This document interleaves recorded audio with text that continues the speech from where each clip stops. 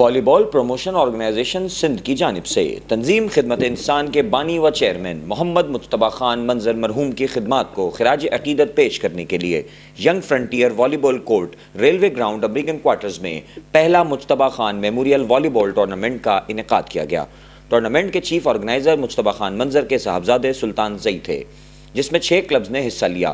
مذکورہ ٹورنامنٹ میں خان والی بال کلب نے پہلی پوزیشن حاصل کی۔ ٹورنامنٹ کا افتتاح کوٹری و حیدرآباد کے معروف سماجی و مذہبی رہنما اشفاق احمد جعفری نے کیا۔ افتتاحی تقریب کے موقع پر کوٹری کے معروف sports organiser Ejaz Ahmed Sheikh, government S M college arts and commerce کے D P E Waseem Khan, volleyball promotion organisation کے خلیق الزماں شاہد انصاری، جاوید انکل، سلطان زئی و دیگر بھی موجود تھے۔ بعد ازاں تقریب تقسیم انعامات مجتبی خان منظر مرحوم کی رہائش گاہ پر منعقد کی گئی، جس میں تنظیم خدمت انسان کے چیئرمین حاجی محمد اسلم نربان نے بطور مہمان خاص شرکت کی۔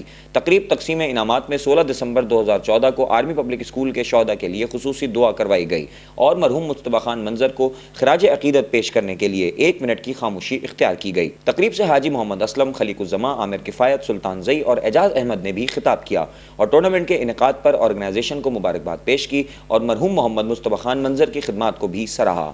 مذکورہ تقریب میں حاجی محمد اسلم نے خان والی بال کلب کے کپتان عدنان خان کو ونر اور دوسری اور تیسری پوزیشن حاصل کرنے والی ٹیموں کے کپتانوں کو رنرز کی ٹرافیز دیں۔